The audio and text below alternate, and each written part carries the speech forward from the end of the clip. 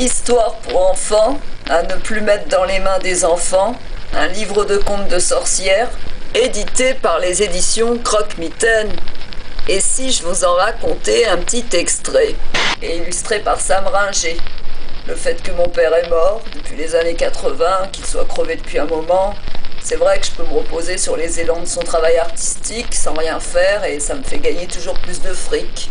Surtout quand je suis inactive artistiquement sur le plan de la musique. C'est toujours plus d'argent engrangé.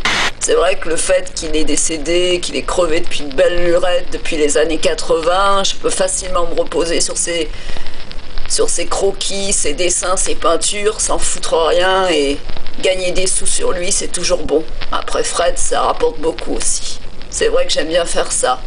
Me reposer sur le dos du mort, ça j'aime bien. Le fait que je sois en cavale, pouvoir montrer que mon livre, je peux le montrer devant tout le monde et que celui de Fabrice, je peux l'étouffer. Le fait que je peux étouffer l'hommage à Fabrice, c'est vrai que j'ai une jouissance de méchanceté inouïe en moi. Je vais vous raconter l'histoire crue, cachée de ce conte pour enfants, ne plus mettre dans les mains des enfants, parce que il faut décoder quelque chose. Je n'ai pas sélectionné par hasard l'extrait que je vais vous lire. Il y a un sens et vous allez voir toute l'étendue de ma méchanceté. Mon père que je ne pouvais pas saquer. Le fait qu'il soit crevé, c'est un bien... C'est une bonne canne d'appui pour pouvoir sortir des choses sans foutre rien.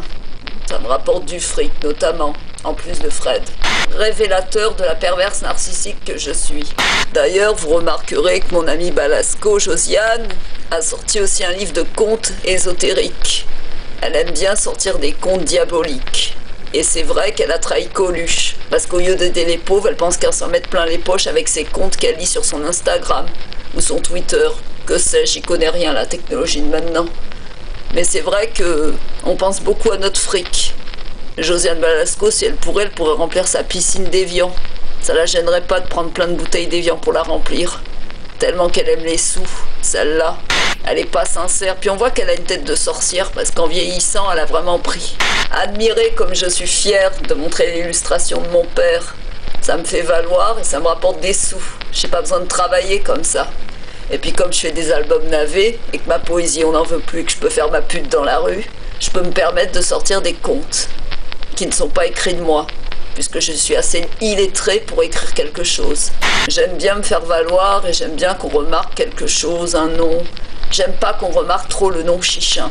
Ça c'est vrai qu'il faut mieux que ça soit moi qui sois en avant que Fred.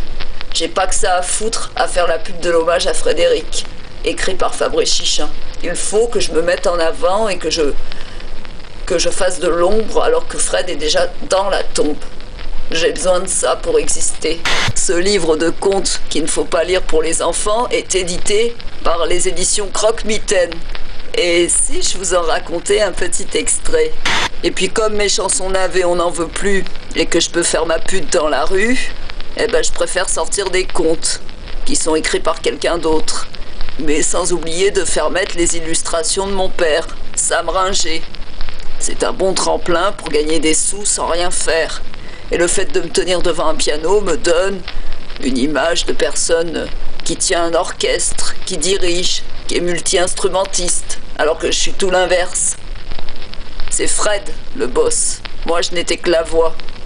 Et encore, il fallait qu'il me pousse à chanter encore mieux, parce que je voulais pas me casser le cul. C'est vrai que quand elle est morte, je me suis bien laissé aller. Je chante moins bien les chansons d'Erita depuis. Telle une pelote, avec sa petite tête dressée, un oisillon se tenait là par terre. Et cet oisillon, c'était ce couillon de Fred. Il était tellement fragile qu'il n'a rien vu venir. J'étais moi-même la mort, qui est une femme à ne pas prendre à la légère. Fred tremblait, le malheureux. Ses petites plumes défaites, il frissonnait, s'agitait, battait des ailes. Mais c'était déjà trop tard. Il ouvrait à chaque instant son petit bec jaune. Et il avait le teint jaune lorsqu'il était en phase finale de son cancer, pour information. Comme un enfant quand il veut manger. Il était tout fragile. Pourquoi était-il ainsi? Je ne comprends pas les gens qui souffrent. Je ne comprends pas comment quelqu'un peut souffrir si je le vole. C'est vrai que de savoir que j'ai volé Fabrice Chichin, avec mes gosses et que j'ai fait un vol organisé aussi avec Hugues Chichin qui est décédé depuis le mois de janvier ou février, je crois, je me rends pas compte de mes limites. Et le fait que je sois connue, je suis un monument. On ne peut pas me toucher. Même le juge. Même avec une échasse, il pourra jamais m'atteindre, le juge. Celui qui me tire à la queue, il n'est pas encore né.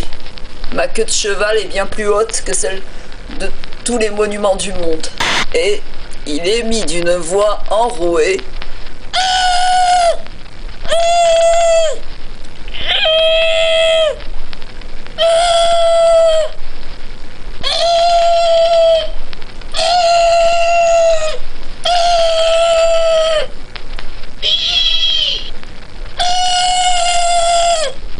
Nous avons été pris d'un sentiment de pitié et nous avons commencé à réfléchir.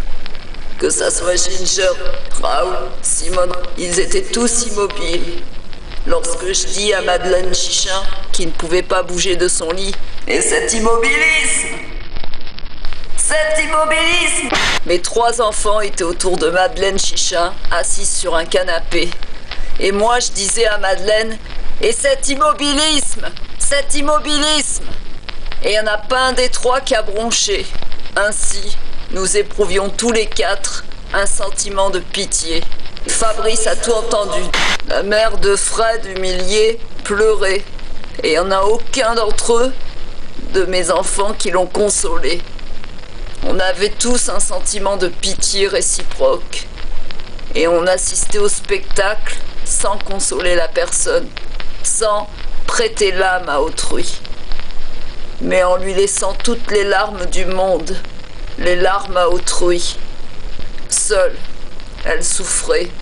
Comment pouvait-elle souffrir? Comment pouvait-elle ressentir, puisque je ne vois pas où est le mal de dire que quelqu'un est dans l'immobilisme quand il a des problèmes de santé? Ça n'empêche pas que je donne des choses des fois pour me débarrasser au Téléthon. C'est vrai que je suis généreuse et qu'il faut que j'ai l'air d'une dame sincère, aimante pour les handicapés, alors que je parle mal des gens. Je parlais très très mal à la mère de Fred dans son dos. Heureusement qu'il n'était pas là pour voir ce qui se passait. Je l'ai toujours détesté. C'est pas pour rien que j'ai bloqué de mon Facebook. Je ne supporte pas qu'on voit la mère de Fred sur ma page. Ça, c'est vrai que j'aime pas ça. Que faire de l'oiseau? Il faut s'en débarrasser. Madeleine Chichin prend trop de place. Fred aussi. J'ai de l'argent à récupérer.